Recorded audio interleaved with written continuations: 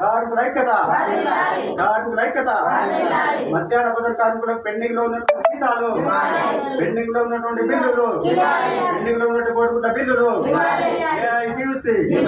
కార్మికుల ఐక్యత పెండింగ్ లో ఉన్నటువంటి జీతాలు, కనీస వేతనాలు 26,000 రూపాయలు, ప్రభుత్వం పెంచినటువంటి 10,000 రూపాయలు. ఏఐటియుసి కార్మికుల ఐక్యత, కార్మికుల ఐక్యత, కార్మికుల ఐక్యత. ఏఐటియుసి కార్మికుల ఐక్యత. మధ్యాహ్న భోజన కార్మికులకు పరిష్కరించేంత వరకు, సమస్యలు పరిష్కరించేంత వరకు. ముఖ్యంగా ఈరోజు మన ఏఐటియుసి నాయకత్వంలో, మధ్యాహ్న భోజనం కార్మికుల సంఘం నాయకత్వంలో ఈరోజు సిపిఐ కార్యాలయంలో మధ్యాహ్న భోజనం పథకం వర్కర్స్ యూనియన్ సమావేశం పెట్టుకోవడం జరిగింది.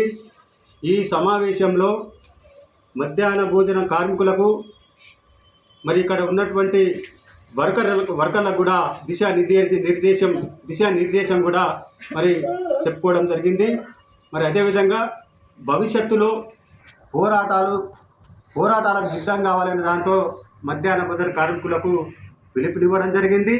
మరి అదేవిధంగా మొన్ననే మరి పోరాటం చేసి, మరి ప్రభుత్వం మీద పోరాటం చేసి, మరి అదేవిధంగా ఏఐటియుసి నాయకత్వంలో మరి పోరాటం చేసి బడ్జెట్ తెచ్చుకున్నప్పటికీ ఇక్కడ ఉన్నటువంటి ప్రభుత్వం, ఇక్కడ ఉన్నటువంటి అధికారులు బడ్జెట్ వచ్చినా కానీ ఇంతవరకు మరి జీతాలు, కోడిగుడ్ల బిల్లులు పేడు చేయకపోవడం ఇది సరైనది కాదు అనే దాంతో చెప్పడం జరుగుతుంది.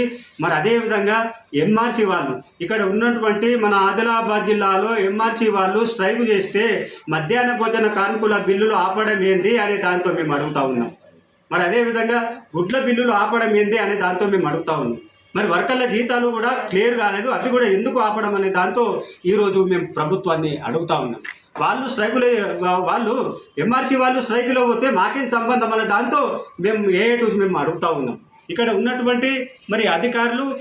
ఉన్నటువంటి అధికారులు స్పందించేసి వాళ్ళకి ఏదైతే రావాల్సింది పెండింగ్లో ఉన్నటువంటి బిల్లులు మొత్తం వాళ్ళకు ఇచ్చేయాలని దాంతో డిమాండ్ చేస్తూ ఉన్నాం. మరి వాళ్ళకు ఇచ్చేది ప్రభుత్వాలు 3,000 రూపాయలు, అది కూడా సరిగ్గా ఇవ్వకపోతే ఎలా అనే దాంతో ఈరోజు మేము ప్రభుత్వాన్ని అడుగుతూ ఉన్నాం.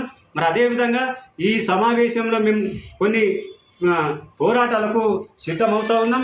ఈ సమస్యలు మరి కనీస వేతనం 26,000 రూపాయలు ఇవ్వాలనే దాంతో మేము డిమాండ్ చేస్తూ ఉన్నాం. మరి అదేవిధంగా ఇక్కడ ఉన్నటువంటి ప్రభుత్వం, కొత్త ప్రభుత్వం, కాంగ్రెస్ ప్రభుత్వం రావడం జరిగింది. ముఖ్యమంత్రి గారు మరి 10,000 రూపాయలు కూడా ఇవ్వాలనే దాంతో మనకు మరి చెప్పడం జరిగింది. అది కూడా సంవత్సరం గడిచింది.